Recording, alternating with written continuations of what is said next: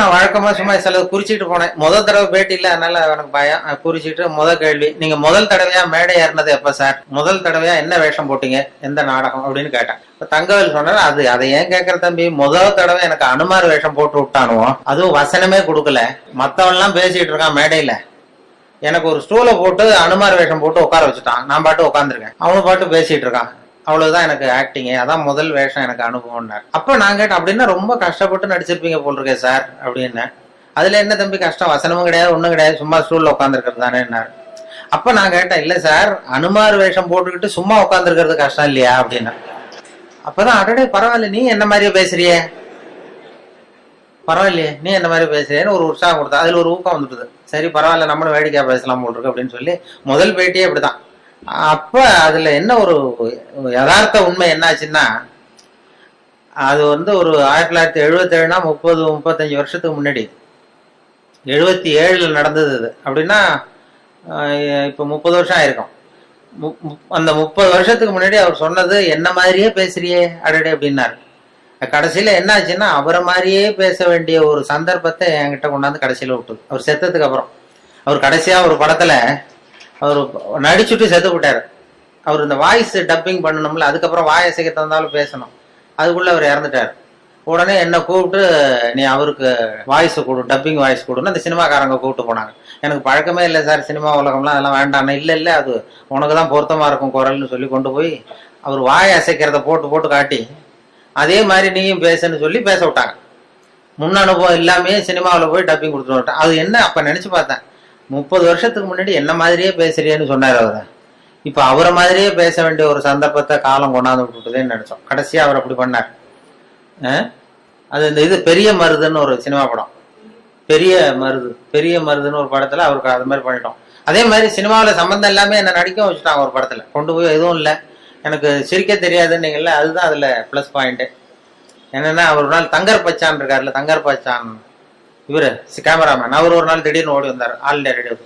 அண்ணே வாங்க ஒரு படத்தில் நடிக்கணும் அப்படின்னாரு. ஐயோ எனக்கு நடிப்புலாம் வராது சார், எனக்கு சிரிக்கவும் தெரியாது அழவும் தெரியாது, அதனால என்னை விட்டுருன்னா. இல்லை இல்லை, எனக்கு முகத்துல உணர்ச்சியே காட்ட தெரியாதுன்னு. அவர் தங்கர் பச்சான் சொன்னாரு, நீ உணர்ச்சியே காட்ட தேவையில்லாத ஒரு வேஷத்துக்கு தான் கூப்பிடுறான் உன்ன அப்படின்னாரு. அது என்ன வேஷம்னு போய் பார்த்தா, ஒரு ஜட்ஜு உட்கார வச்சுட்டார். ஒரு பெரிய அந்த அண்ணா இது எம்ஜிஆர் பிலிம் சிட்டி இருக்குல்ல, அதுல கொண்டு போய் ஒரு இதுதான் முக்கியமான சீன் அந்த படத்திலேயே, நீ தான் வந்து வேஷம், உனக்கு வந்து வேஷமே வேண்டாம், கருப்பு கோட்டு மட்டும் மாட்டினா போகிறோம், வேற வந்து முகம்லாம் அப்படியே இருக்கு, சரியா இருக்கு, நீ சிரிக்க மாட்டேன், அதனால சரியா வந்துடும் சொல்லி கொண்டு போய் உட்காந்து அப்புறம் கதையினுடைய படத்தினுடைய கதையை தான் நான் சொன்னேன். சார் எதிரில் யாராவது இருந்தால் எனக்கு பேச்சு வராது, எனக்கு கூச்சமா இருக்கும், அந்த நடிப்பு சரியா வராதுன்னா. எதிரில் யாருமே வராது, நான் பாத்துக்கிறேன், நான் க்ளோஸ் அப் வந்து முகத்தை நானே மறைச்சிக்கிட்டு எடுத்துடுறேன் எல்லாத்தையும் அப்படின்னு தைரியம் சொல்லி அழைச்சிட்டு போனார். சரி பரவாயில்ல, யாரும் இருக்க மாட்டாங்க அப்படின்னு சொல்லிட்டு நான் போய் சீட்ல இந்த கருப்பு கோட்டை மட்டும் மாட்டி உட்கார வச்சார். முன்ன பின்ன எனக்கு அனுபவமும் கிடையாது, சினிமானா என்னன்னு தெரியாது, நடிப்பும் தெரியாது. கொண்டு போய் உட்கார வச்சு எதிரில் யாரும் வரக்கூடாதுன்னு சொன்னல, பார்த்தா அந்த படத்துல நடிச்சவங்க அத்தனை பேர் வந்து உட்காந்துருக்காங்க எதிரில். ஏன்னா அது கடைசி சீன், கோர்ட்டு சீன்ல இந்த பொண்ணு கதாநாயகன், அவங்க அப்பா அம்மா, இவங்க அப்பா அம்மா, வில்லன் எல்லாம் வந்து உட்காந்துருக்காங்க. இது என்ன அது இப்படி பண்ணிட்டே அப்படின்னா, இல்லை நான் ஒரு துணியை பிடிச்சிக்க சொல்றேன், அவங்கள மறைச்சிக்கிறேன், அதெல்லாம் தெரியாது அப்படின்னு சொல்லி அப்புறம் அது மாதிரி கஷ்டப்பட்டு எடுத்து அதை முடிச்சாங்க. அது வந்து இது காதலே நிம்மதின்னு ஒரு சினிமா படம் வந்ததுல, அதுல இது மாதிரி அனுபவம் எல்லாமே சில வாய்ப்புகள் எதையாவது கொண்டு போய், சிரிக்காம இருந்தாலும் அதுக்கு ஒரு பிளஸ் பாயிண்ட், அதுக்கு கொண்டு போய் அது சில பேருக்கு அந்த வேஷமே போட வேண்டியது. ஒருத்தருக்கு பரிசளிப்பு விழா, ஒரு சினிமா இதுல பரிசளிப்பு விழா நடந்துதான். அதுல யாருக்கு ஃபர்ஸ்ட் பிரைஸ்னா, அனுமார் வேஷம் போட்டவருக்கு ஃபர்ஸ்ட் பிரைஸ். அந்த படத்துல அனுமார் வேஷம் போட்டவரை மேடைக்கு ஏற்றி அவருக்கு முதல் பரிசு கொடுத்தாங்களாம். அவ்வளவு தத்ரூபமா இருந்தது நடிப்பு, வேஷ பொருத்தம்லான்னு சொல்லி. உடனே இவர் சொல்லியிருக்காரு, வேஷத்தை அந்த வாங்கிட்டு அந்த அனுமார் வேஷம் போட்டவரு, இந்த பரிசு வந்து எனக்கு சேர வேண்டியது இல்லை, உண்மையிலேயே எனக்கு மேக்கப் போட்டார்ல அவருக்கு தான் இந்த பரிசு நியாயமா கிடைக்கணும், அவ்வளவு தத்ரூபமா போட்டிருக்காரு, அதனால இந்த பரிசுக்கு உரியவர் எனக்கு மேக்கப் போட்டவர், மேக்கப் மேன், அவருக்கு இதை நான் சமர்ப்பிக்கிறேன் அப்படின்னு சொல்லி மேக்கப் மேனை கூப்பிட்டு அவர் கையில கொடுத்துட்டார். பரிசு கொடுத்துட்டு ஒரு பெருந்தன்மையா வந்து உட்காந்துட்டாரு. அப்புறம் அந்த மேக்கப் போட்டவர் வந்து பேசினாராம். அவர் பெருந்தன்மையா வந்து எனக்கு அந்த அவருக்கு கிடைச்ச பரிசை என்கிட்ட கொடுத்துட்டார், இது உண்மையிலேயே இந்த பரிசு அவருக்கு தான் உரியது, எனக்கு கொடுக்க வேண்டியது இல்லை. ஏன்னு கேட்டீங்கன்னா, நான் நிஜமாவே அவருக்கு மேக்கப்பே போடல, சும்மா ஒரு வாழை மட்டும் ஒட்ட வச்சேன். ஒரு வாழை ஒட்ட வச்சதுக்கு இவ்வளவு பெரிய பரிசான. அப்படி சில பேருக்கு மேக்கப் தேவைப்படாது.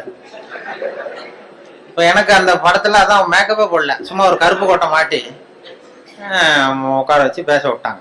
இப்படி சில பேருக்கு அந்த மேக்கப் அவசியம் இருக்காது, அந்த முகத்தினுடைய இது அப்படி பண்ணுவாங்க. அப்ப அதனாலதான் அந்த நாம வாழ்க்கையை அப்படி இது பண்ணணுங்கிறது வேடிக்கையா எடுத்துக்கணும். நிறைய இது பண்ணி சிக்கல் உண்டாகும். இந்த ரேடியோவிலையும் அந்தந்த அப்பப்ப அந்த ஏதாவது சில நண்பர்கள் நகைச்சுவை சொல்றது எல்லாம் பண்ணிக்கிறது. சொந்த வாழ்க்கையிலயும் நிறைய அது மாதிரி இது பண்ணும். இப்ப மெட்ராஸ்ல நான் இது மாதிரி ஆன்மீக விஷயமா சொல்லிட்டு இருந்ததும், ஒரு அப்போலாம் டிவிக்கு வரல, வானொலியில மட்டுமே 14 வருஷமா அந்த இன்று ஒரு தகவல் சொல்லிட்டு இருந்தோம். அப்ப எனக்கு என்ன முகம் தெரியாது யாருக்கும், ஆனா குரலை கண்டுபிடிச்சிருவாங்க, முகம் தெரியாது. அப்ப என்னன்னா வெளியில யாருன்னு தெரியாது, ஆனா இன்று ஒரு தகவல் யாரும் பெரிய ஆன்மீக விஷயம் எல்லாம் சொல்லிட்டு இருக்காருன்னதும் வெளியில ஒரு இமேஜ் வேற மாதிரி இருந்தது. ஒரு ஆட்டோ டிரைவர் அடையாறுல இருந்து என்ன ஆட்டோல போய் ஏறி உட்காந்தேன். எங்க சார் போகணுன்னாரு. இது மாதிரி போங்க அப்படின்ட்டு ஏறி உட்காந்து போயிட்டு இருக்கேன், அந்த மயிலாப்பூர் பக்கம் போங்கன்னு. அவருக்கு என்ன ஒரு சந்தேகம்னா, இவன்கிட்ட பேச்சு கொடுத்துட்டே வர்றாரு, இவரை எங்கேயோ இவர் குரலை கேட்டது மாதிரி இருக்க அப்படின்னு அவர் ரேடியோல கேட்டிருக்காரு. அதை உறுதிப்படுத்திக்கிறதுக்கு, அப்போலாம் டிவியில் வரலன்னா உறுதிப்படுத்திக்கிறதா என்கிட்ட பேசிக்கிட்டே இருக்காரு. சார் இன்னைக்கு பேப்பர் பார்த்தீங்களா, அது இதுன்னா நானும் பேசிக்கிட்டே இருக்கேன். அவர் மனசுக்குள்ள ஒரு சந்தேகம், கேட்கறதுக்கு ஒரு தயக்கம். மயிலாப்பூர் எங்க நிறுத்தணும் வண்டியேன்னாரு. ஆல் இண்டியா ரேடியோ வாசல்ல நிறுத்தினேன். அவர் புரிஞ்சுக்கிட்டார், ஆஹா இவர் தான் நம்ம தேடின ஆள் அப்படின்னு. ஆல் இண்டியா ரேடியோ கேட்டுக்கிட்ட கொண்டு போய் நிறுத்தி இறங்கினதான் நான் காசை கொடுத்துட்டு உள்ள போனேன். உள்ள போறப்ப சார் ஒரு நிமிஷம் நில்லுங்கன்னாரு. என்னப்பான்னு, இந்த ரேடியோவில் ஒருத்தர் இன்று ஒரு தகவல்னு சொல்லிட்டு இருக்காரு, அது நீ தானா அப்படின்னா. ஆமா நான் தான் அப்படின்னு. அப்படியே அதிர்ச்சி ஆனது மாதிரி பார்த்தாரு. என்ன பார்த்துட்டு, என்ன சார் பேண்ட் எல்லாம் போட்டிருக்கீங்க அப்படின்னாரு. என்னப்பா இது இல்லை சார், நான் தாடி எல்லாம் வச்சுக்கிட்டு இருப்பீங்கன்னு நினைச்சேன், தாடி வச்சுக்கிட்டு ஒரு காவி வேஸ்ட் கட்டிக்கிட்டு இருப்பீங்கன்னு நினைச்சேன். ஆனா அது மாதிரி அந்த முகத்தை பார்க்காதப்ப அந்த அப்படி ஒரு இமேஜை உண்டு பண்ணும்.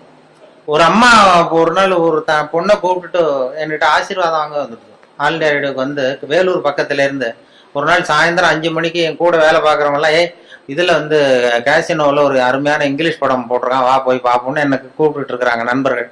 அலுவலகத்துல வேலை பார்க்குறோம், சரின்னு புறப்பட்டு இருக்கேன் சினிமாவுக்கு. அப்போ யாரோ ஒரு அம்மா வந்திருக்குது உன்னை தேடின்னு ரிசப்ஷன்ல இருந்து சொல்றாங்க. யார் இந்த நேரத்துலன்னா, ஏதோ வேலூர் பக்கத்துல இருந்து வந்திருக்கிறாங்க 2 பேர். அப்புறம் வர சொல்லு அப்படின்னு பார்த்தா, வந்ததும் சார் இந்த இன்று ஒரு தகவல் சொல்றது யார், நான் தான் அப்படின்னேன். உங்களை தான் சார் பார்க்க வந்தோம் அப்படின்னா. என்னம்மா பண்ணணும் அப்படின்னா, என் பொண்ணுக்கு ஆசீர்வாதம் பண்ணணும் சார். நாங்கள் சினிமாவுக்கு புறப்பட்டு இருக்கோம் இங்கிலீஷ் படத்துக்கு, நீங்க என்னம்மா தப்பா நினைச்சிட்டு வந்துட்டீங்கன்னு நினைக்கிறேன். இல்லை சார் உங்ககிட்ட தான் ஆசீர்வாதம் வாங்கணும்னது. இல்லைம்மா நான் சொந்தமா எதுவும் சொல்லலை, பெரியவங்க சொல்ற கருத்தை ரேடியோவில் சொல்லிட்டு இருக்கேன், அதனால என்னையே பெரிய மகானா நினைச்சிட்டு நீங்க வந்துட்டீங்க, அதனால நீங்க நினைச்சது தப்பு அப்படின்னா. இல்லை சார் உங்களை பத்தி உங்களுக்கு தெரியாது சார், எங்களுக்கு தான் தெரியும். இப்ப என்ன பண்ணணும்னு, விபூதி பூசி விடுங்க சார், என் பொண்ணுக்கு சீக்கிரம் கல்யாணம் ஆகணும், விபூதி பூசி விடுங்க சார் அப்படின்னு. விபூதி நானே பூசலியம்மா, எங்க இருந்து கொண்டு வரணும்னா, நானே கொண்டு வந்திருக்கேன் சார் கையோட. உடனே சரின்னு அது ஒத்துன்னு காலில் விழுந்தது.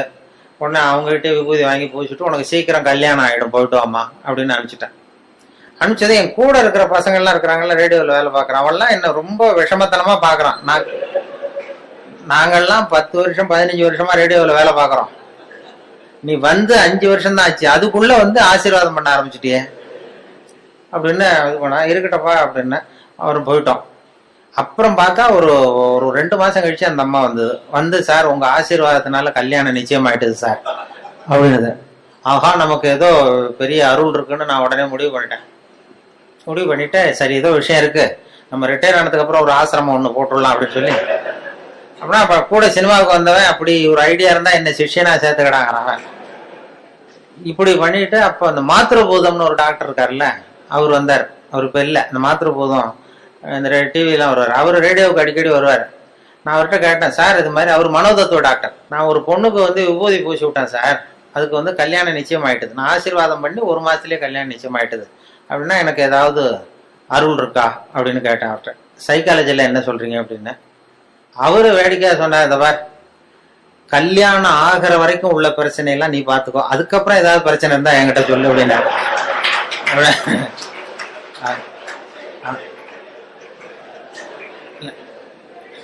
இல்ல சார், இது வந்து இல்ல உங்க சைக்காலஜில என்ன சொல்றீங்க அதை சொல்லுங்க, இது மாதிரி நான் நடந்ததுன்னு. உடனே அவர் சொன்னார், அது வந்து டாமினோ எஃபெக்ட்னு பேராம். சைக்காலஜில டாமினோ எஃபெக்ட்னு பேரு. அது எப்படின்னா, ஒரு ஒரு செங்கல்ல வச்சு சின்ன பிள்ளைல விளையாடுறது உண்டு. வரிசையா அடுக்கி வச்சு ஒரு கல்லை தள்ளி விட்டா அது இன்னொரு கல்லில் விழும், அது இன்னொரு கல்லில் விழும். ஒரு புத்தகத்தை கூட அப்படியே செங்குத்தா நிறுத்தி இப்படியே வரிசையா நிறுத்திடுறது. ஒரு புத்தகத்தை தள்ளி விட்டீங்கன்னா அது அடுத்த புத்தகத்துல விழும், அடுத்த புத்தகத்துல அப்படியே போயிட்டே இருக்கும்.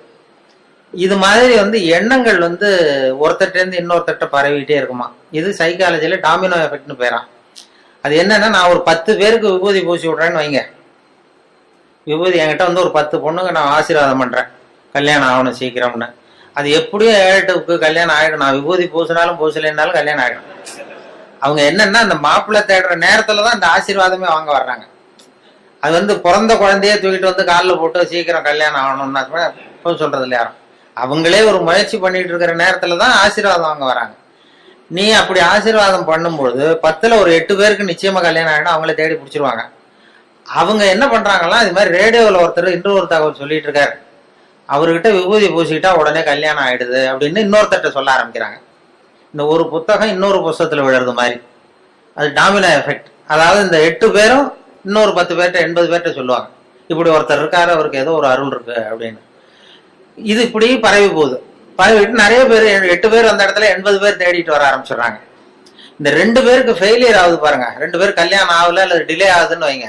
அவங்க உடனே என்னை பத்தி தப்பு பிரச்சாரம் பண்றது இல்லை, அவர்கிட்ட போனோம் விபூதி பூசிட்டோம் கல்யாணம் ஆகலன்னு சொல்றது இல்லை, வேற சாமியார் தேட ஆரம்பிச்சிடுறது. இது சரியில்லை, வேற அந்த கோயிலுக்கு போயிட்டு வருவோம், இந்த கோயிலுக்கு போகலான்னு வேற முயற்சியில் ஈடுபட்டுறாங்க. அவங்க நோக்கம் வந்து கல்யாணம் ஆகணுங்கிறது தான். அதனால இது இந்த டாமினோ எஃபெக்ட் தான் உனக்கு வந்து பண்றது. இதை வந்து உனக்கு அருள் இருக்குன்னு நினைச்சிடாத அப்படின்னு மாத்திருப்போம் எனக்கு புத்தி சொல்லிவிட்டு, இதை நினைச்சிட்டு நீ ஆசிரமம்லாம் ஆரம்பிக்காதேன்னாரு. அப்பதான் நினைச்சேன், ஓஹோ இந்த சாமியார்கள்லாம் இப்படிதான் உற்பத்தி ஆகுறாங்க போல் இருக்கு அப்படின்னு சொல்லி. ரொம்ப சுலபமா இந்த டாமினோ எஃபெக்ட் தான் இந்த சாமியார்களுக்கு கூட்டம் சேருது. அது அந்த அவங்க அந்த சைக்காலஜில அது அப்படிதான் அதை அதுக்கு அடையாளம் கண்டுபிடிக்கிறாங்க. அப்படி வந்து வந்துடும். என்னை பத்தி தப்பான அபிப்பிராயத்தை இந்த ரேடியோவில் இமேஜை மட்டும் தெரிஞ்சுக்கிட்டு அப்படி அப்படி அப்படி எல்லாம் தேடி வர ஆரம்பிச்சிட்டாங்க நிறைய பேர். அப்படி அது மாதிரி வேடிக்கைகள் நடக்கும் அதில். அதனால அந்த இது சொல்லும்போது இப்போ விவசாய நிகழ்ச்சிங்கிறது ரொம்ப ட்ரையா இருக்கும், இந்த இது மாதிரி ஸ்ட்ராட்டஜிக்ஸ் மாதிரி. அதனால விவசாயத்திலேயே நாங்கள் வந்து எதையாவது வேடிக்கையை கலந்து விட்டுறது. இப்போ கோழி பண்ணை வளர்க்குறத பற்றி பேசுவோம்.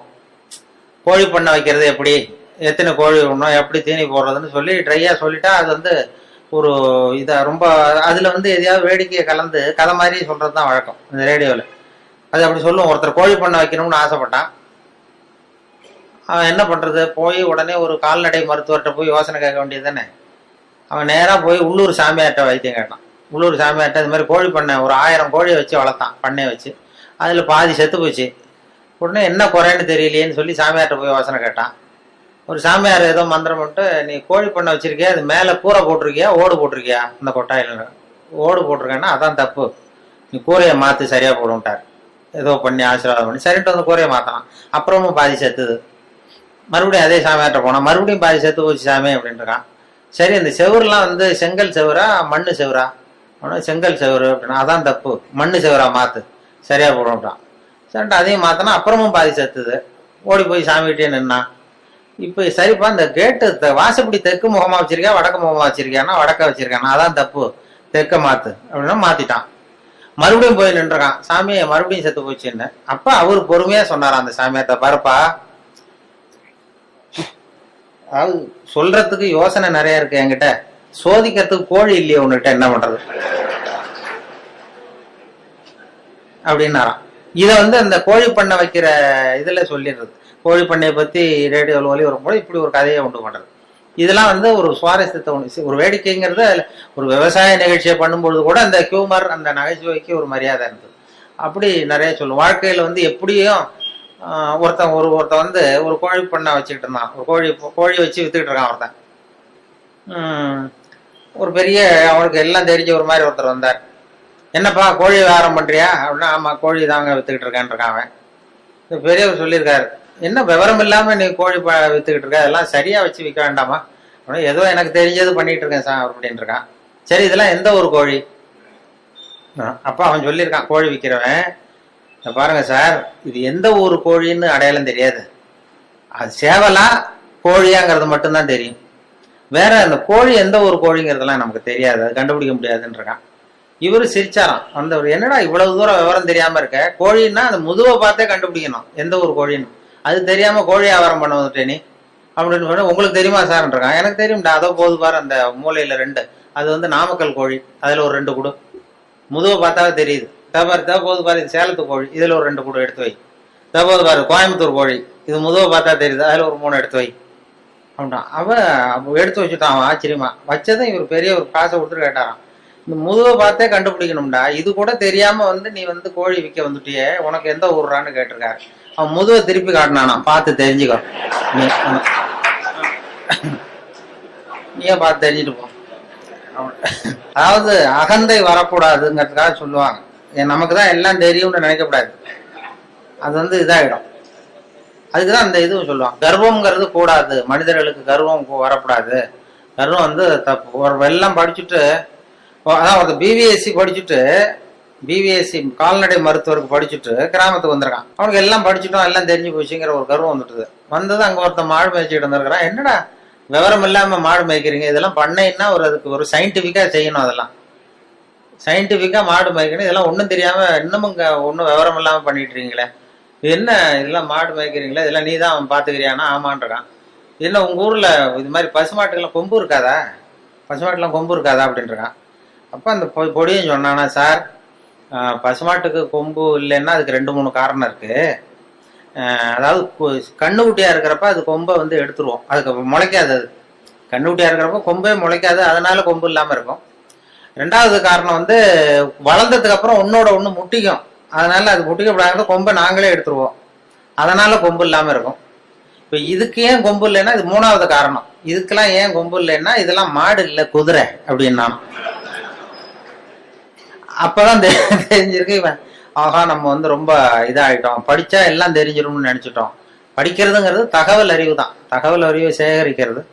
அதனால அது மாதிரி சொல்லுவாங்க. இப்படி நிறைய அதுல எதையாவது சேர்த்து சொல்றது எங்க பழக்கம். அப்படி பண்றதுனாலதான் இந்த நகைச்சுவை உணர்வுங்கிறத சில சமயம் பேப்பர்ல வர்றதை வச்சுக்கிட்டே கூட சில கடுமையான விஷயங்களை கூட வேடிக்கை மென்மையாக்கி கொடுத்துடுறது உண்டு. நாங்க அப்ப இந்த முன்னாடி ஒரு தரம் இந்த அரசியல்ல ரொம்ப சூடா இருந்தது, அமலாக்க பிரிவு அதிகாரிகள்லாம் வராங்க, விசாரணை நடக்குதுன்னு ரொம்ப கடுமையா இருந்தது. அந்த நேரம் ஒரு விஷயத்தை எடுத்து இன்னொரு தகவல்ல அப்படியே சொல்லிட்டோம், ஒரு கதை மாதிரி மாத்தி சொல்லியாச்சு. அது சொல்லக்கூடாது, சட்டப்படி சொல்லக்கூடாது, ஆனா ஒரு கதையா மாத்தி சொன்னதுனால ஒன்றும் பிரச்சனை இல்லாம போயிடுது. அது என்னன்னா, அது ஒரு கதை மாதிரி சொன்னோம். டெல்லியில இருந்து 2 அதிகாரிகள் வந்தாங்களாம் தமிழ்நாட்டுக்கு. தமிழ்நாட்டுல ஒருத்தன் திடீர்னு கோடீஸ்வரன் ஆயிட்டான். கோடீஸ்வரன், அது எப்படி அவனுக்கு பணம் சேர்ந்தது, அதை போய் விசாரிச்சுட்டு வா அப்படின்னு 2 பேர் டெல்லியில இருந்து அதிகாரிகள் அனுப்பிச்சிட்டாங்க. 2 பேர் வந்திருக்கான், அமலாக்க பிரிவு அதிகாரிகள். இவனை பிடிச்சி, டே நாங்க டெல்லியில இருந்து வந்திருக்கோம், நீ எப்படி பணம் சேர்த்த, எப்படி கோடீஸ்வரன், நேற்று வரைக்கும் நீ சாதாரண ஆளா இருந்த, திடீர்னு எப்படி பணம் சேர்த்த, அது சொல்லுன்னா அவன் சிரிச்சிருக்கான். இதுக்காகவாது சார் டெல்லியில இருந்து மெனக்கிட்டு வந்தீங்க, நான் ஒன்றும் தப்பான வழியில பணம் சேர்க்கல சார், நான் சரியான வழியில தான் சேர்த்தேன், பந்தயம் கட்டியே பணக்காரன் ஆகிட்டேன். நான் பந்தயம் கட்டி எப்படிடா பணம் சேர்க்க முடியும் அப்படின்னா, நான் ஆயிட்டேன் சார், நீங்க நம்புங்க. நம்ப முடியாது அப்படின்னா உங்ககிட்டயே ஒரு பந்தயம் கட்டி காட்டவான்றான். விசாரிக்க வந்தவங்ககிட்ட என்னடா பந்தயம் ஆனா, இதை பாருங்க, இது என் கண்ணு, இது என் பல்லு, என் கண்ணை என் பல்லாலேயே கடிக்கிறேன், எவ்வளவு பந்தயம்ன்றான். 100 ரூபாய் எடுத்து வச்சானா விசாரிக்க, 100 ரூபாய் இதை ப்ரூவ் பண்றான் அப்படின்னு. அப்படியே ஒரு கண்ணை எடுத்துட்டான், அது பளிங்கு கண்ணு, ஏற்கனவே பளிங்கு கண்ணை வச்சிருக்கான், அதை எடுத்து கடிச்சுட்டான். வந்தவன் 100 ரூபாய் விட்டுட்டு நிக்கிறான். விசாரிக்க வந்தவன் உடனே கூட வந்தவனுக்கு கோபம் வந்துட்டுது. டேய் அவன்கிட்ட என்னடா ஏமாந்துகிட்டு இருக்க, அவன்கிட்ட உனக்கு விசாரிக்க தெரியல, நீ விளையாடா நான் கேட்கறேன்னு சொல்லி, டே இப்படிலாம் பண்ணக்கூடாதா, நாங்கள் டெல்லியிலேருந்து மெனக்கிட்டு இதுக்காக வந்திருக்கோம், எப்படிடா பணம் சேர்த்த என்கிட்டயாவது சொல்லு அப்படின்னா. நீங்க அவரை விட கொஞ்சம் புத்திசாலியா தெரியுது சார், அதனால நீங்களாவது நம்புங்க, நான் பந்தயம் கட்டி தான் பணம் சேர்த்தேன்றேன். நம்ப முடியாதுன்றான். அப்படின்னா உங்ககிட்ட இன்னொரு பந்தயம் கட்ட வேண்டாம்ப்பா, என்ன என் ஆளு தான் ஏமாத்திவிட்டியே. இல்லை சார், அவர் கண்ணு பளிங்கு கண்ணு, அதனால தெரியாது, இந்த கண்ணு பளிங்கு கண்ணுங்கிறது தெரியாது, அதனால ஏமாந்துட்டார். நான் இப்போ உங்ககிட்ட கட்டுறது நெஜங்கண்ணு, இது நெஜங்கண்ணு, பளிங்கு கண்ணு கிடையாது, இதை கடிக்க முடியும் அப்படின்றான். அவன் ஒரு 100 ரூபாய் எடுத்து வச்சான். அதையும் விட்டுட்டு 2 பேரும் அப்படியே அலண்டு போயிட்டாங்க. விசாரிக்க வந்தவன் நீ மேற்கொண்டு அவன்கிட்ட பேச பேச நம்ம பணம் தான் போய்கிட்டு இருக்க, அவன்கிட்ட நாம அவன் பணம் எப்படி சேர்த்தான்னு கண்டுபிடிக்கிறதுக்கு வந்திருக்கோம், நாம அவனை இன்னும் கோடீஸ்வரன் ஆக்கிட்டு இருக்கோம். இதுக்காகவா மெனக்கிட்டு டெல்லியில இருந்து நம்மளை அனுப்புனாங்க. இது சரியா வராதுடா, இனிமே அவன்கிட்ட பேச்சு கொடுக்காத, ஒதுங்கி வந்து டெல்லிக்கு போறதுக்கு டிக்கெட்டுக்கு பணம் இருக்கா பாடுறா அப்படின்றான். எண்ணி பார்த்து சரியா இருக்கு, கரெக்டா இருக்கு, இன்னும் ஒரு பந்தயம் கட்டினோம்னா போச்சு சரியா போகும், அதனால இப்ப இருக்கிறது சரியா இருக்குன்றான். அப்படின்னா அவன்கிட்ட மேற்கொண்டு விசாரிக்காத, நம்ம போய் நம்ம தலைவர்கிட்ட சொல்லிடுவோம், டெல்லிக்குன்னு நாங்க போயிட்டு வரோம் சார், ரொம்ப தேங்க்ஸ், நீங்க அப்படியே இருங்க சார், சௌக்கியமா இருங்கன்னு சொல்லிட்டு, ஏன் சார் கொஞ்சம் இருந்து சாப்பிட்டு போங்களேன்றான். அதெல்லாம் வேணாம் சார், நீங்க மறுபடியும் ஏதாவது பேச்சு வரும், மறுபடியும் பந்தயம் கட்டுவீங்க, நாங்க போயிட்டு வரோம், நாங்க பாத்துக்கிறோம் சார், நீங்க போயிட்டு வாங்கன்னு ரொம்ப மரியாதையா அவனை விட்டுட்டு போயிட்டாங்க. 2 பேரும் போய் டெல்லியில இந்தியாவுக்கே தலைமை அதிகாரி அவர்கிட்ட போய் சொல்லிட்டான், சார் அவன் தமிழ்நாட்டுக்கு போனோம், தமிழ்நாட்டுல போய் அவன் எப்படி பணம் சேர்த்தானா பந்தயம் கட்டியே பணம் சேர்த்தேன்னு சாதிக்கிறான் சார், அது மட்டும் இல்ல எங்ககிட்ட ஒரு 200 ரூபாய் பிடிங்கிட்டு விட்டான் சார். ஆனா அவருக்கு கோவம் வந்துட்டு தான், எத்தனை பேரா இருக்கீங்க இந்த இந்தியாவெல்லாம், நீங்க எல்லாம் ஒரு பெரிய அதிகாரியா, ஜூனியர் ஆபீசர்ஸ் எத்தனை பேர் இருக்கீங்க இந்தியா பூரா விசாரிக்கிறதுக்கு, நம்ம ஆபீஸ்லன்னா 30 பேர் இருக்கோம் சார், ஆனா 30 பேரையும் இங்க கூப்பிடு, உங்களுக்கு ட்ரைனிங் கொடுக்கணும், உங்களுக்கு அனுபவம் பத்தாது, நான் இந்தியாவுக்கே தலைமை அதிகாரி, அனுபவம் ஜாஸ்தி, உன்ன மாதிரி இருக்கிற 30 பேர் இங்க கூப்பிட்டு ஹாலில் உட்கார வை, ஜூனியர் ஆபீசர்ஸ், நான் வந்து ட்ரைனிங் கொடுக்கணும், உங்களுக்கு பயிற்சி பத்தாது, ஒரு ஆள் போய் தமிழ்நாட்டில் அந்த ஆளை கூப்பிட்டு வாங்க, இங்க அவனையே கூப்பிட்டு வாங்க, இந்த கோடீஸ்வரனை வர்ற வரைக்கும் அவன்கிட்ட பேச்சு கொடுக்காதீங்க, ஏதாவது வர்ற வழியிலே பந்தயம் கட்டுவான், ஏதாவது சைகையிலேயே கூப்பிட்டு வந்துருங்கன்னு ஒருத்தர் அனுப்பிச்சார். ஒருத்தன் வந்து மெதுவா ரொம்ப சாமர்த்தியமா அவன்கிட்ட எது கேட்டாலும் இல்ல சார் எல்லாம் அங்க போய் பேசிக்கலாம் வாங்க, எதுக்கு சார் கூப்பிட்டு போறீங்கன்னா அதெல்லாம் அங்க போய் பேசிக்கலாம் சார், நீங்க ஒன்றும் வாங்கன்னு மெதுவா பேச்சு கொடுக்காம கொண்டு போய் டெல்லியில இது மாதிரி மேடையில நிறுத்தி அந்த பெரிய இந்தியாவுக்கே தலைமை அதிகாரி உட்காந்துருக்கார், இவன் நிற்கிறான், இந்த 30 பேர் ஜூனியர் ஆபீசர்ஸ் உட்காந்துருக்காங்க, அவங்களுக்கு ட்ரைனிங் கொடுக்குறாரு அவர், இதை பாருப்பா நான் வந்து இந்தியாவுக்கே தலைமை அதிகாரி, நான் அவர்கிட்ட இருக்கிற துயரங்களை என்கிட்ட மாத்தி கொடுத்துருங்க, ஒரு மியூச்சுவல் டிரான்ஸ்ஃபர், அவ்வளவுதான், அப்படி பண்ணிவிட்டா போதும் அப்படின்னு வேண்டிக்கிட்டானா. அன்னைக்கு ராத்திரியே அவன் ஒரு கனவு கண்டிருக்கான், வானத்திலிருந்து ஒரு குரல் கேட்டிருக்கு. அது என்ன சொல்லிச்சு தெரியுமா? ஏ ஜனங்களே, எல்லாரும் அவங்கவுங்க கஷ்டங்களை ஒரு பையில போட்டு எடுத்துக்குங்க, அப்படி எடுத்துக்கிட்டு நேரா இந்த ஊர் எல்லையில் இருக்கிற கோயிலுக்கு வந்து சேருங்க அப்படின்னு அந்த குரல். ஆஹா, கடவுள் நம்ம பிரார்த்தனைக்கு செவி சாய்ச்சுட்டார் அப்படின்னு சந்தோஷப்பட்டான் இவன்.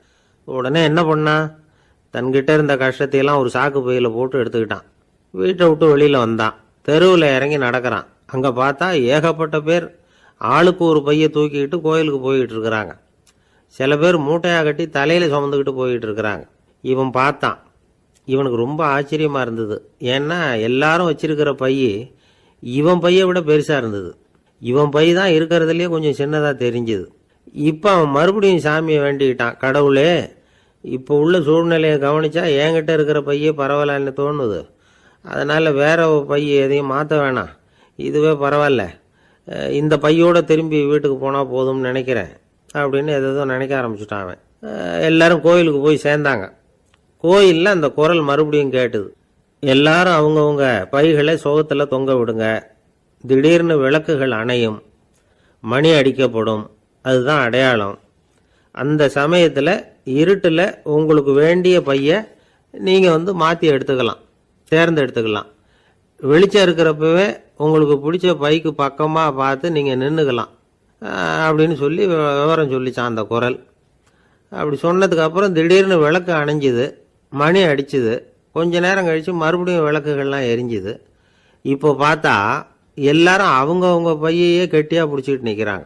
இவனும் அப்படியே நிக்கிறான். இவன் மெதுவா பக்கத்துல நிக்கிறவங்கிட்ட கேட்டானா, ஏன் நீங்க பைய கையிலேயே வச்சிருக்கிறீங்க, செவுத்துல மாட்டலையா அப்படின்னு கேட்டிருக்கான். இல்லப்பா, நீ ஏன் கையிலேயே வச்சிருக்கிறியோ அதே காரணத்துக்காக தான் நாங்களும் வச்சிருக்கிறோம். நம்ம கவலைகளை பத்தி நமக்கு ஓரளவுக்காவது தெரியும், ஆனா மற்றவங்க கவலைகள் வந்து நமக்கு வந்து பரிச்சயம் இல்லாதவை, பழக்கம் இல்லாதது. அதனால வந்து நமக்கு தெரிஞ்ச கவலைகளை சமாளிக்கிறது சுலபம், தெரியாததை சமாளிக்கணும்னா மறுபடியும் ஆரம்பத்திலிருந்து ஆரம்பிக்கணும். அதனால பழைய நண்பர்களோடு வாழறது தான் மேல் அப்படின்னு நானான். அதுக்கப்புறம் அவன் தன்னோட பையே போதும்னு வீட்டுக்கு திரும்பி வந்துட்டானான்.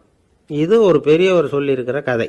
கப்பல் கடல்ல போயிட்டு இருக்கு, புயல், சூறாவளி, அலையெல்லாம் பெருசு பெருசா ரொம்ப உயரமா உண்டாகுது. கடுமையான காற்றிலேயும் வேகமான அலைகள்லேயும் சிக்கி அந்த கப்பல் தடுமாறுது. திசை மாறி போச்சு, எந்த பக்கம் போயிட்டு இருக்கிறோம்னே தெரியல. அந்த கப்பலை செலுத்திக்கிட்டு இருந்த மாலுமி ரொம்ப சாமர்த்தியமா செயல்பட்டார். தன்னுடைய அறிவாற்றலையும் திறமையையும் முழுமையா பயன்படுத்தினார். அந்த கப்பலை கட்டுப்படுத்தினார். மெதுவாக அந்த சூறாவளியிலிருந்து கப்பலை காப்பாற்றி கரைக்கு கொண்டுட்டு வந்து சேர்த்துட்டார். மாலுமின்னு ஒருத்தர் இருந்ததுனால அந்த மரக்கலம் காப்பாற்றப்பட்டது. மாலுமின்னு ஒருத்தர் இல்லைன்னு வச்சுக்கோங்க, அந்த கப்பலோட கதி என்னவா இருக்கும் யோசிச்சு பாருங்க. ஒரு கோபக்காரனுடைய நிலைமையும் அப்படித்தானா.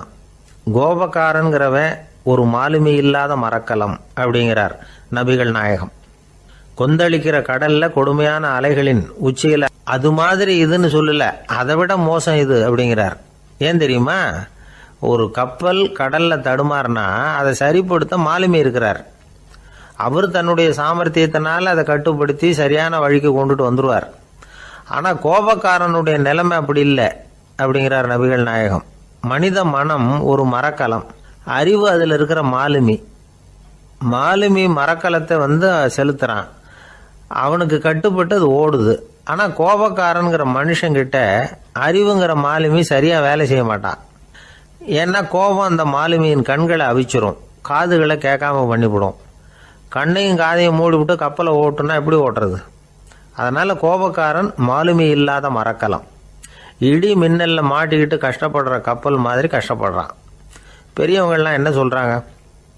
உனக்கு கெடுதல் பண்ணவனுக்கும் நீ நன்மையை செய், எவருடைய விருப்பு வெறுப்பையும் பொருட்படுத்தாதே. பரம எதிரிக்கும் நீ நன்மை செய்ய ஆரம்பிச்சா உன்னுடைய தூய நிலையை பார்த்துட்டு அவனும் உனக்கு நெருக்கமான நண்பனா ஆயிடுவான். இதுதான் பெரியவங்க நமக்கு சொல்லி இருக்கிறது. புனித குர்ஆன் சொல்றது என்ன? தீமையை நன்மையை கொண்டே நீர் தடுத்து கொள்ளும் அப்படின்னு சொல்லப்பட்டிருக்கு. அதுல இன்னா செய்தாரை ஒருத்தல் அவர் நாண நன்னயம் செய்து விடல் அப்படிங்கிறார் திருவள்ளுவர். செல்வந்தர் ஒருத்தர்கிட்ட ஒரு சிறுவன் ஆடு மேய்ச்சிக்கிட்டு இருந்தானா. பெரியவர் அவனை கூப்பிட்டு, நீ நேரா போய் ஒரு ஆட்டுல உள்ள ரொம்ப நல்ல பகுதி எதுவோ அதை எடுத்துக்கிட்டு வா அப்படின்னாரான். இவன் போனான். ஒரு ஆட்டு உடம்புல இருந்த நாக்கு, இருதயம், இது ரெண்டையும் எடுத்துக்கிட்டு வந்து கொடுத்தானான். பெரியவர் வாங்கி பார்த்தார். அதுக்கப்புறம் இப்ப நீ போய் இன்னொரு ஆட்டுல இருக்கிற ரொம்ப கெட்ட பகுதி எதுவோ அதை எடுத்துட்டு வா அப்படின்னாரான். இவன் போய் எடுத்துட்டு வந்தான். அவன் கையில் இருந்தது மறுபடியும் அதே மாதிரி நாக்கு, இருதயம், இது ரெண்டும் தான். என்னது இப்பவும் அதையே கொண்டுட்டு வந்திருக்கிற அப்படின்னாராம் பெரியவர். இவன் சொன்னானா, ஒரு உடம்புல உள்ள ரொம்ப நல்ல பொருளும் இதுதான், ரொம்ப கெட்ட பொருளும் இதுதான் அப்படின்னானா. இளம் வயசுல இப்படி பதில் சொன்னவர் தான் பேரறிஞர் லுக்மானுல் ஹக்கீம் அவர்கள். கோபப்படாம இருந்தா இது ரெண்டும் நல்லா வேலை செய்யும், கோபப்பட்டா இது ரெண்டும் மோசமா வேலை செய்யும். அதை புரிஞ்சுக்கிறதுக்காகத்தான் இன்னைக்கு இந்த தகவல். கோபம் வந்துட்டா நாம என்ன செய்யறோங்கிறது நமக்கே தெரியாது. ஒருத்தர் டாக்டர் கிட்ட போனார் அவசரமா. டாக்டர், எனக்கு இப்போ கடுமையான கோப வெறி, எனக்கு கண்ணு மண்ணு ஒன்றும் புரியல, உடனடியாக அதை கட்டுப்படுத்தணும், உடனே இதுக்கு ஏதாவது ஒரு மாத்திரை கொடுங்க ப்ளீஸ் அப்படின்னார்.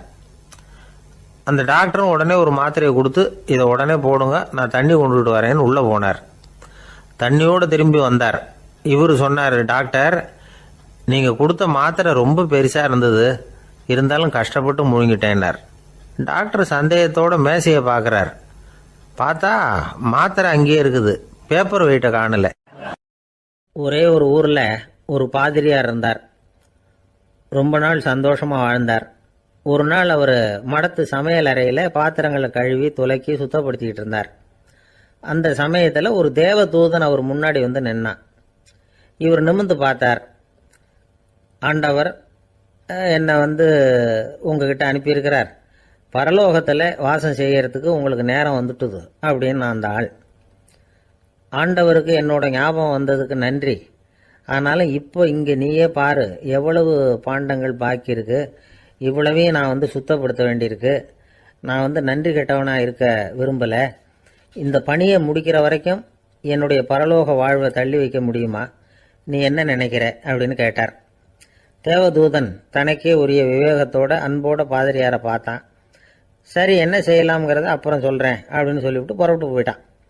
ஒரு நாள் அந்த பாதிரியார் தோட்டத்தில் உள்ள களைகளை எல்லாம் ஒரு களை கொத்தியால் கொத்தி களை எடுத்துக்கிட்டு இருக்கிறார். அந்த சமயத்தில் இந்த தேவதூதன் மறுபடியும் அவர் முன்னாடி நிற்கிறான். பாதிரியார் பார்த்தார். இதை பாரு, இந்த தோட்டம் பூராவும் எவ்வளவு களை மண்டி கிடக்கு, பரலோகம் கொஞ்ச காலம் எனக்காக பொறுத்திருக்கலாம்னு நீ நினைக்கிறியா அப்படின்னு கேட்டார். தேவதூதன் சிரிச்சுக்கிட்டே மறுபடியும் மறைஞ்சிட்டான். மறுபடியும் அவர் களை எடுக்கிறது, தானிய களஞ்சியத்துக்கு வர்ணம் பூசுறது, இப்படிப்பட்ட வேலைகளில் ஈடுபட்டிருக்கார்.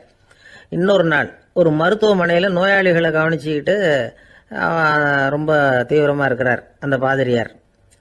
ஒரு நோயாளியோட தாகத்துக்கு தண்ணீர் கொடுத்துட்டு நிமிர்ந்து பார்க்குறப்போ தேவதூதன் மறுபடியும் அவர் முன்னாடி வந்து நிற்கிறான். இந்த தடவை பாதிரியார் தன்னலமற்றவராக பேரன்பை காட்டக்கூடிய வகையில் தன்னுடைய 2 கைகளையும் உயர்த்தியபடி தேவதூதனின் கவனத்தை வந்து பிணியால் வாடக்கூடிய நோயாளிகளின் பக்கம் திருப்பினாராம்.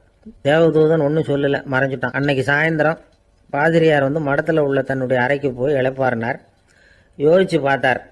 தேவதூதனையும் தேவதூதனின் விருப்பத்தையும் பல நாள் தள்ளி போட்டு வந்ததையும் அவர் ரொம்ப நினச்சி பார்த்தார். திடீர்னு தான் வந்து முதுமை அடைகிறதையும் சோர்வு அடைகிறதையும் உணர்ந்தார். ஆண்டவரை நினைச்சார். ஆண்டவரே, உம்முடைய தூதனை மறுபடியும் என்கிட்ட அனுப்புனா நான் சந்திக்கிறதுக்கு ஆவலாக இருக்கேன் அப்படின்னு சொல்கிறப்பவே தேவதூதன் பக்கத்தில் வந்து நின்னான். பாதிரியார் நிமிர்ந்து பார்த்தார்.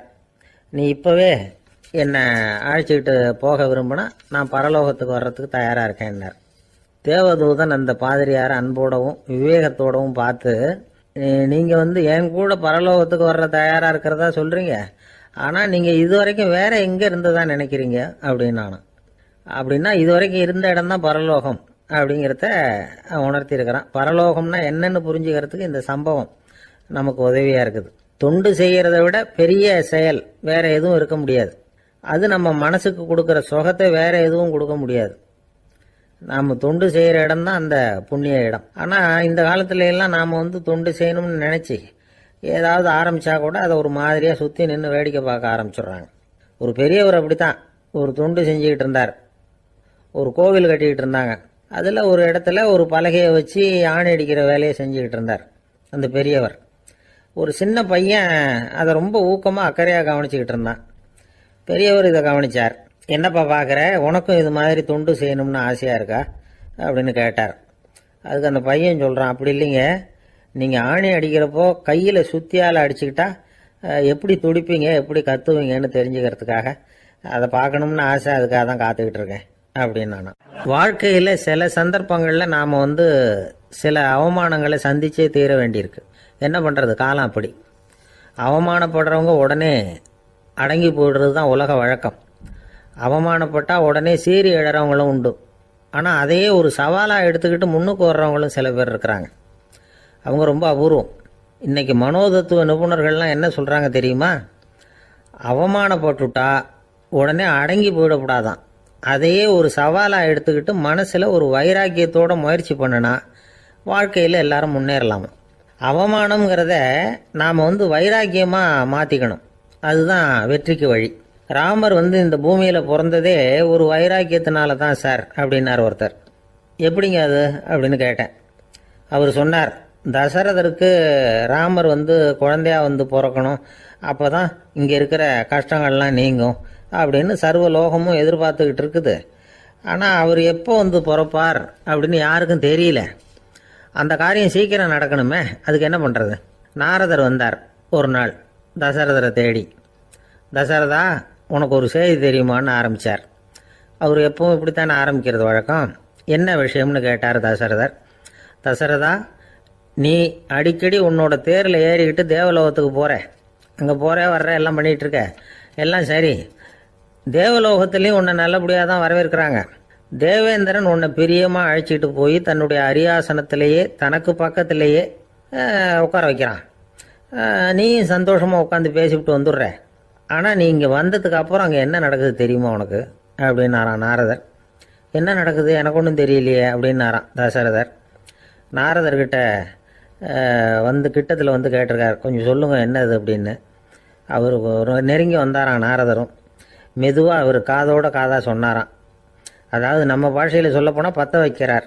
நீ அங்கே தேவேந்திரங்கிட்ட உட்காந்து பேசிவிட்டு வந்த பிறகு நீ அங்கே உட்காந்துருந்த அரியாசனத்தை தண்ணி ஊற்றி கழுவி சுத்தப்படுத்துகிறாங்க. நீ என்ன அந்த அளவுக்கு சுத்தம் இல்லாத ஆளா, தினம் குளிக்காமையாக இருக்கிற அப்படின்னாராம். தசரதருக்கு இது ரொம்ப அவமானமாக போயிட்டுது. அப்படியே செய்கிறாங்க அப்படின்னாராம். ஆமாம், நீ வேணும்னா நான் சொல்கிறது உண்மையா இல்லையா அப்படின்னு சோதனை பண்ணி பார்த்துக்கோ அப்படின்னாரான் நாரதர். உடனே தசரதர் இதுக்காகவே புறப்பட்டு தேவலோகம் போனார். அங்கே வழக்கம் போலவே இவரை கூப்பிட்டு உட்கார வச்சு பேசிக்கிட்டு இருந்தான் தேவேந்திரன். கொஞ்ச நேரம் பேசிக்கிட்டு இருந்துட்டு சரி நான் கிளம்புறேன்னு புறப்பட்டார்.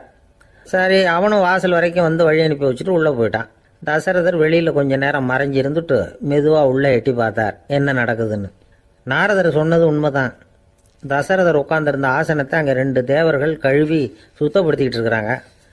தசரதரால் இதை தாங்கிக்க முடியல. அவருக்கு ரொம்ப அவமானமாக போச்சு. நேராக கிடுகிடுன்னு தேவேந்திரங்கிட்டே போனார். நான் உட்காந்துருந்த இருக்கையே சுத்தம் பண்ணுறியே, நான் என்ன அந்த அளவுக்கு பாவியா அப்படின்னு கேட்டார். ரொம்ப கோபமாக கேட்டார்.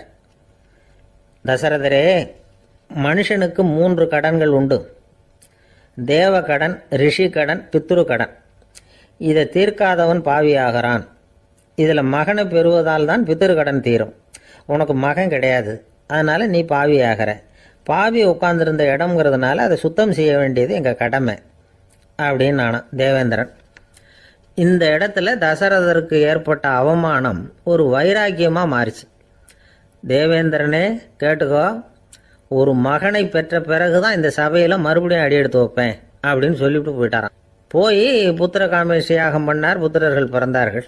இந்த கதையில் உள்ள கருத்து என்னன்னா, தேவேந்திரன் தசரதரை அப்படி அவமானப்படுத்தலைன்னா அவருக்கு இப்படி ஒரு வைராக்கியம் பிறந்திருக்குமா? யோசிச்சு பார்க்கணும். நமக்கு ஏற்படுகிற சில அவமானங்களையும் வைராக்கியமாக மாற்றிக்குவோம். அப்படி மாற்றிக்கிட்டோம்னா வாழ்க்கையில் முன்னேறலாம். நம்ம ஆளுங்க சில பேர் அவமானத்தை வைராக்கியமாக மாற்றிக்கிறது எப்படி தெரியுமா? நம்மகிட்ட ஒரு பையன் சொன்னான், எங்கள் அப்பா என்னை எல்லாருக்கும் முன்னாடி வச்சு திட்டிவிட்டார்.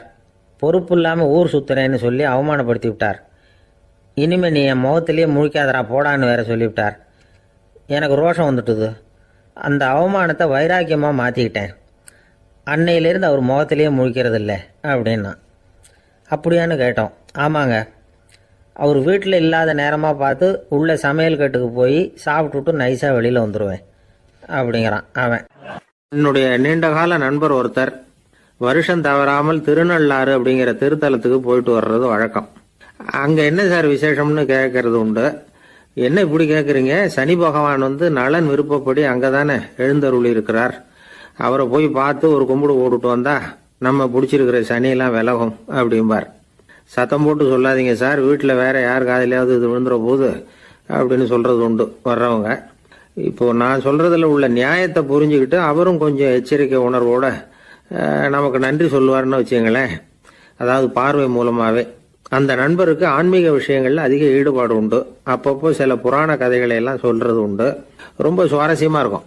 எப்பவுமே புராண விஷயங்களை எல்லாம் அறிவியல்ங்கிற தராசில வச்சு எடை போட்டுட்டு இருக்கக்கூடாது. அப்படி பார்த்தா அதெல்லாம் நம்ப முடியாத வெறும் கற்பனைகளா தோணும், மூட நம்பிக்கைகளாகவும் தெரியும். புராணங்களை புராணங்களாவே புரிஞ்சுக்கிறவங்களுக்கு அதெல்லாம் அர்த்தமுள்ள செய்திகளை உள்ளடக்கி இருக்கிறதாக தெரியும். அந்த வகையில தான் இந்த நண்பரும் நிறைய செய்திகளை சொல்றது உண்டு. சனியை போல கொடுக்கிறவனும் இல்லை, சனியை போல கெடுக்கிறவனும் இல்லை அப்படின்னு சோதிடர்கள் சொல்லுவாங்க.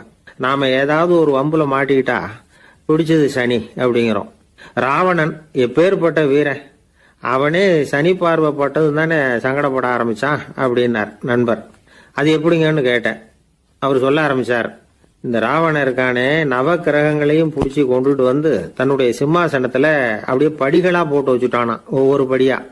பாவம் அந்த 9 தேவதைகளும் ஒவ்வொரு படியா குப்புற கிடக்குறாங்க. நவக்கிரகம் நம்மளை ஆட்டி படைக்குதுன்னு நாம சொல்லிட்டு இருக்கிறோம். ஆனா அந்த நவக்கிரகங்களை ராவணன் எப்படி வச்சிருந்தான் பாருங்க. எல்லாரையும் சிம்மாசனத்துக்கு பக்கத்துல படிப்படியா போட்டு வச்சிருக்கிறான்.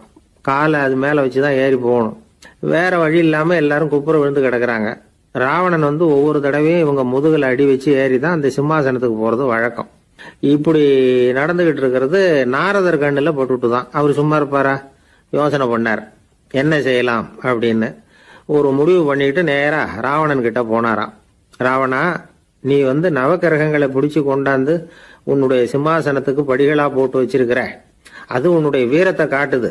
இருந்தாலும் ஒரு விஷயத்த நீ யோசிச்சு பார்க்கணும். ஒவ்வொரு தடவை நீ சிம்மாசனத்துக்கு போகும்பொழுதும் நவக்கிரகங்களின் முதுகல் அடி வச்சு நீ ஏறி போற, அது உனக்கு பெருமை கிடையாது. அவங்களுடைய மார்புல அடி வச்சு ஏறி போகணும், அதுதான் உனக்கு பெருமை அப்படின்னாரா. இவர் சொல்றதும் சரிதானே அப்படின்னு யோசிச்சிருக்கான் ராவணன். உடனே குப்புற கிடந்த நவக்கிரகங்களை திருப்பி மல்லாக்க போட்டான். அவங்க மார்புல அடி வச்சு மேலே ஏறி சிம்மாசனத்துக்கு போனானா. அப்படி போயிட்டு இருக்கும் பொழுது சனி பகவானின் பார்வை அவன் மேல பட்டுதான். அவ்வளவுதான். என்னாச்சு தெரியுமா? சூர்பனகை தேடி வந்தா. சீதையோட அழகை பற்றி தன்னுடைய அண்ணங்கிட்ட சொல்ல ஆரம்பிச்சுட்டா. விவகாரம் ஆரம்பமாயிட்டது. அதுதான் சனியனுடைய வேலை அப்படின்னு சொல்லி இந்த கதையை சொல்லி முடிச்சார் என்னுடைய நண்பர். ஆக சனியின் பார்வை நம்ம மேல படாம பாத்துக்கிறது தான் நல்லதுங்கிறீங்க அப்படின்னு. ஆமா சார், இப்ப கூட நான் உங்க வீட்டுக்கு வந்திருக்கிறதே ஒருத்தருடைய பார்வை என் மேல படக்கூடாதுங்கிறதுக்காகத்தான் அப்படின்னார். யாருங்க அதுன்னு என்னுடைய மாமனார் சார். அவசரத்துக்கு அவர்கிட்ட கொஞ்சம் கடன் வாங்கிவிட்டேன். நம்ம மாப்பிள்ளை தானேன்னு சொல்லி அவரு விட்டு கொடுக்கறதுக்கு தயாரா இல்லை. இன்னைக்கு இப்ப அவரு எங்க வீட்டுக்கு வரக்கூடிய நேரம், அதுதான் அவரு பார்வையிலிருந்து படாம தப்பிக்கலாங்கிறதுக்காக இங்க வந்துட்டேன் அப்படின்னார்.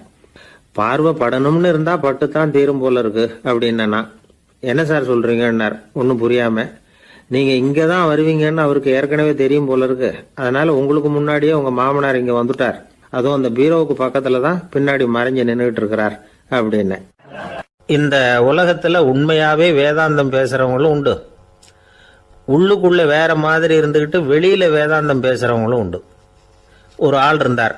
அவரும் ஒரு கடை வச்சு வியாபாரம் பண்ணிக்கிட்டு இருந்தார். மகா கஞ்சன், யாருக்கும் எந்த உதவியும் செய்ய மாட்டார்.